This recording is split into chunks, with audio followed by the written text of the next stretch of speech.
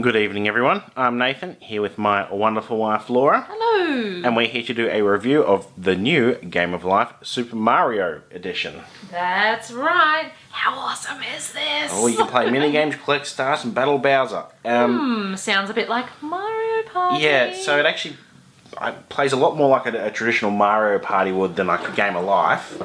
Yes, this is definitely not your average Game of Life game. It really is totally different. It's in all but name. Yeah. So obviously you've got to collect stars, you've got to collect coins, and then you've got to get to Bowser and beat him. That's the gist of the game, with a couple of things in between to help you get there. Yes. Now, Game of Life is normally up to 6 players, or 8, I think. There's a couple of versions. Yes. This one is only 4 players maximum. So let's just get some of the pieces out. The first thing we did actually notice, we only got this quite recently because it is relatively new. It has this really pretty, like, plastic cover. It's like embossed. Yeah, I don't know how well you can... I can even see it. Hang on, take it off there. So this is just to keep all the pieces in the tray so they don't fall out if, like, you turn the box upside down. Move that out, maybe you can see...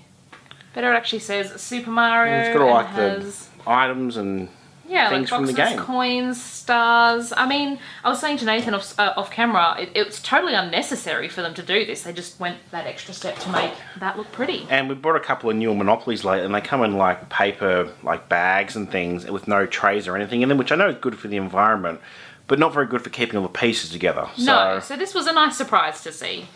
Anyway, so then you have your tray with all your parts in it. Let's get the 4 stars out. Stars. The characters you can play as.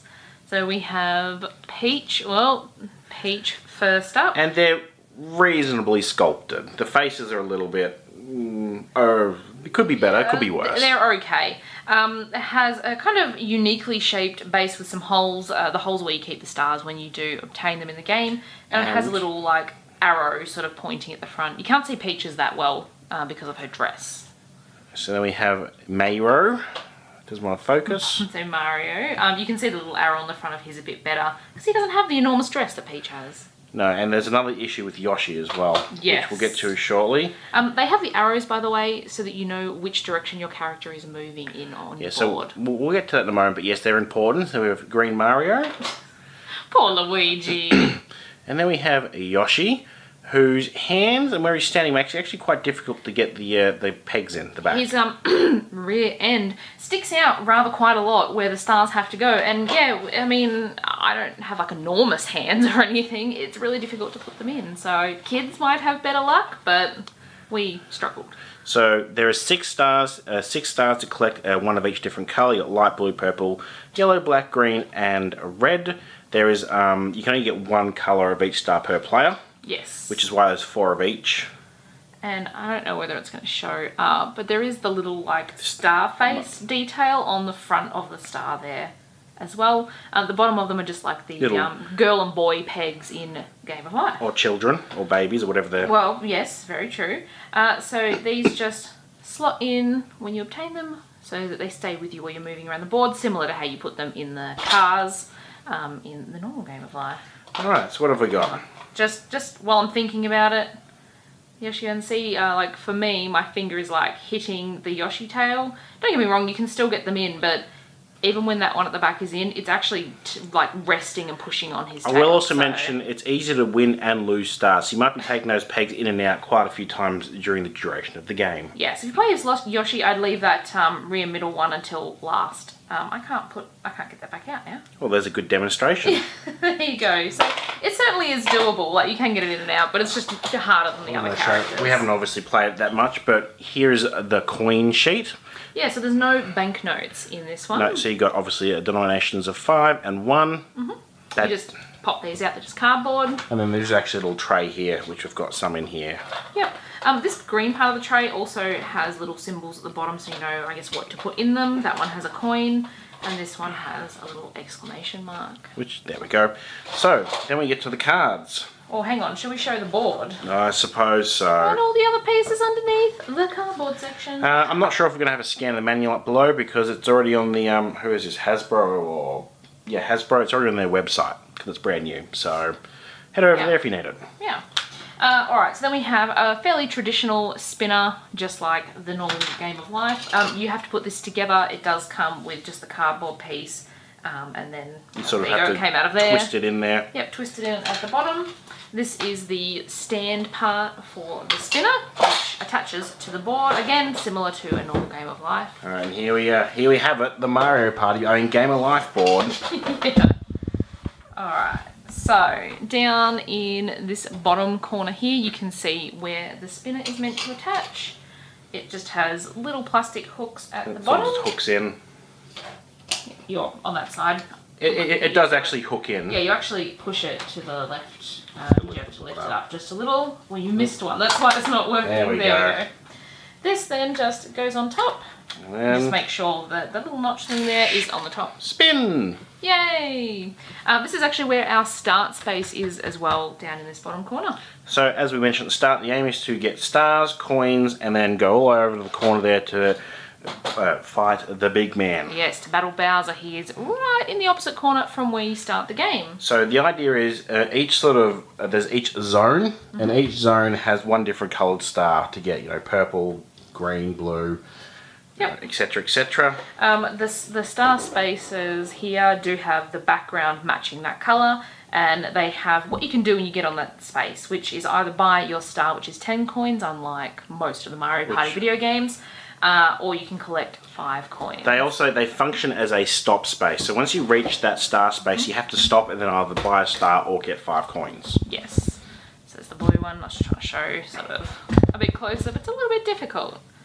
There we go. It's nicely decorated and themed, the board, I have to say. It is. It's got a lot of nice little like different areas from Mario games there, which is really cool to see. And they kind of match the colouring of the stars as well. We'll just go a little bit more on movement. So obviously you spin, you move. Once you get to a section where you can go left or right, and once you pick a direction, you have to follow that direction all the way around until you get to like another detour in the road. Yeah, so if I'm coming through here, hang on, you can't see Yoshi very well because he's so green. Let's try Peach, she stands out. We're coming through there and I go, okay, I'm going to turn this way. I can't on my next turn come back in the other direction. Hence the arrow now pointing the way she's now travelling. Of course, she's actually facing that way, so the arrow was probably a little bit unnecessary, but you have to remember, like, sometimes when we played, I found Nathan was like, oh, yeah, move, and then would have his piece kind of just pointing nowhere. So, something you just have to be conscious about. So anyway, you need to beat Bowser. How do you beat Bowser, you may ask? You have to roll a 12. Spin Yes. a 12. Now, if you've noticed this spinner here or playing other Game of Life, the spinner only goes up to 10. How do you get 12 then, Nathan? By buying stars. Each star you get adds +1 to whatever you spin at the end when you first Bowser. So if I spin a 10 and I've got 2 stars, my total roll is 12. On the other hand, though, if you spin a 1, even if you have in your possession one of each of the 6 coloured stars, 6 plus 1, that is not 12. And if that does happen, you get booted all the way to the start and lose all your coins, which at that point is not really much of a concern because you don't really need coins anymore if you've got the stars. No, so it's your choice when you actually go and battle Bowser. So you can move just around and around the board and collect however many amount of stars you want. You do need a minimum of 2, obviously, to make sure you can get to 12 with the spin. But you can just keep going until you have all 6. So, you know, unless someone else is on their way to battle Bowser before you, you really don't need to risk going over there and losing your coins and coming back to the start. You just keep going until you've got the stars you're comfortable with. So basically, get coins, get stars, get to Bowser. There are several things in the way that obviously you can use to your advantage or disadvantage. It comes with a couple of quick start cards here. Just to remind you what each space is for. So, how about we just sort of travel around the board and go through some of them. So the ones that have a coin on them that say plus X amount of coins, you get that many coins. Hey, you've got 2 coins, it was plus 2. The exclamation mark, the green ones, tell you to draw an action card and do what it says. Yes, which we do not have out ready. Hang on, there's actually quite a few different types of cards. So the action ones are obviously green. And they have the corresponding symbol there. So you take one of these and have a look at what you've got. Everyone but you pays 2 coins to the bank. Obviously they do relate to Mario characters and items and that sort of thing. Well, that one says keep this card until you're ready to use. So this is one you can keep in your hand and use. That one steal a star from any player. Yep, so they say whether you hold on to them. If they don't say that, then you just use them straight away. That one says take a star from any player. If no one has it, just discard the card. Yep, there's lots of different things here. Spin and collect the amount of coins on determined by the number on the spinner. Yep, some different options there depending on what you spin. This says black, some of them say red. And you got black. It's like a little mini roulette table. Yeah, in the middle of the spinner there. So I'll just quickly flick through the rest of these. This is actually a fairly complicated one. Depending on what number you spin is how many coins and or star you get. Yeah, the first time we played, I got this as one of my first cards. I was like, hang on. Nathan's like, is there a problem? I was like, I've just got to read all the information. So there's more than one of those in there. They do repeat free. some of them. Most of them are pretty similar. Spin a 6, and if you don't, you get a consequence. Yep, so you have 3 times to spin 15 there with blue par. Move back. They're all just sort of variations of. So I'll just flick through. You can obviously pause and have a Warp closer zone's read. move to any pipe space, which is useful because there's a pipe space up in Bowser's castle. Yeah, so we will get to those pipe spaces in a bit more detail in a minute as well. Swap. It's like a warp block. There's some of these refer to things we haven't mentioned yet, so we will get to those as well. Got old Thwomp, I can't remember where I started now. Oh, still new ones. Yeah, I don't think I'd seen these yet today. Coin burst. Oh, Bust. oh bust. Oh. Yeah. Oh, Yeah, I think we power started block. with the power blocks. I think that's it, yeah. Alright. Now, should we do the mini game spaces? Sure, so the little spinner picture. You land the spinner, you pick up a mini game card, and then you do what it says on the mini game card. They're very complex. Oh, yes. So these are the blue cards.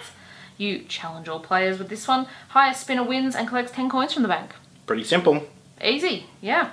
Most of them are just sort of The same thing, spin-offs. except you lose a star. They're Oh no, that's a star from the bank. collects a star.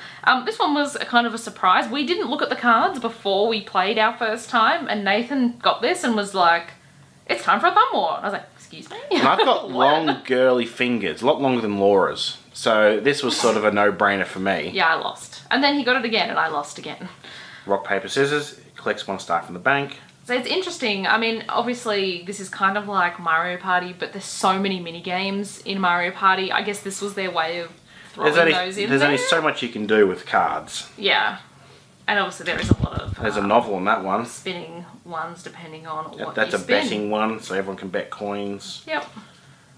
There's just a lot of the same with just slightly varied outcomes there. So that's pretty much it for those. And Nathan landed on a lot of those last time we played. Unintentionally, I believe me. Yeah. So, item spaces. It's an orange space, so it's optional. So you can choose to take an item or choose to just ignore it and then your turn ends. Yeah. So these are the item cards. You can only keep one item in your hand at any time. If you get another item, you have to discard one. Yes. So they have various uses similar to the video games. Add 5 to your spin. May not be used when fighting Bowser. Yeah, so you can't add this at the end, darn. They do have some rules on some of them, but every card says you don't have to refer to the manual as you're No. playing, which is nice. I prefer to have the info on the card. Subtract 3 from any opponent's spin, useful. Yep. Move to any unoccupied space is incredibly useful. And again, it just lets you know when in your turn you need to use it. Steal a companion from any player. We'll get to Haven't got to companions in a those moment. yet, yeah. Subtract, force opponent to skip, Steal a play from the star is Ooh, absolute useful. rubbish. and that's it. There's not a huge... There's not actually a lot of Amount of item that. spaces on the board compared to like coins and things. no. Companions. Okay, so... It's the like orange or red question mark. Yet again, it's another optional space. Yep. So you pick 2 cards from the top of the deck and you can choose one of them to be your companion.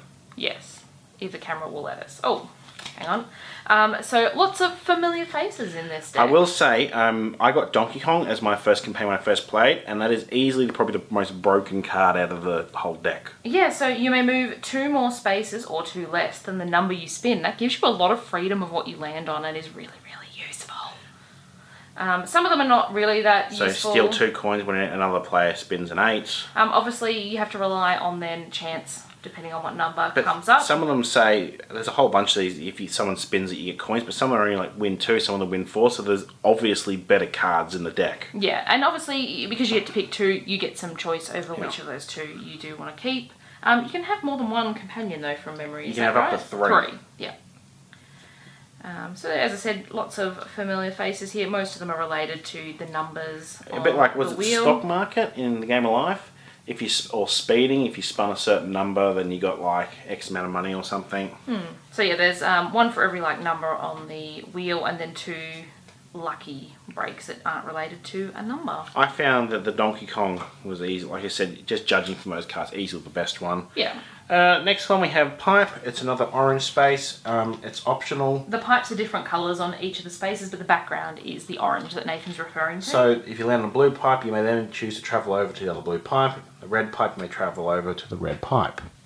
Which is very useful if you've gotten sent back to the start from Bowser at some point. That, or also maybe you've got 4 or 5 different colours already, and you're like, oh, I really need the black one. So the closest pipe, say, to the black one could be the red pipe. And if you're over here and you can land on that, you know, that can help you jump clear across the board. That's pretty much it. You go around to all the zones, collect stars, coins, play a couple of mini games. Once you think you've got enough stars, because stars are the only thing that count towards the extra moves needed. At the end of the game. Go to Bowser, spin. If you get the high number, 12 or more, you win.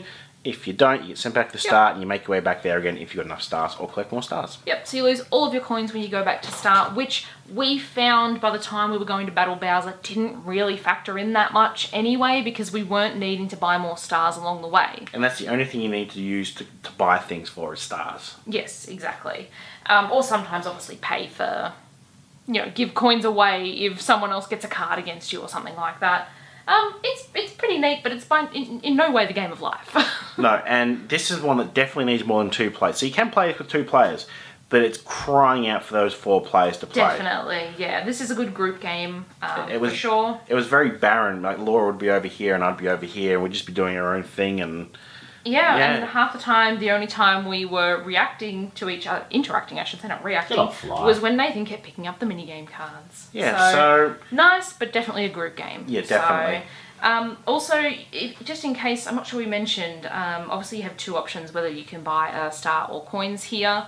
You can't buy a star if you don't have 10 coins, so you would then collect the 5 instead. You have to do one or the other, and you can't do both. No.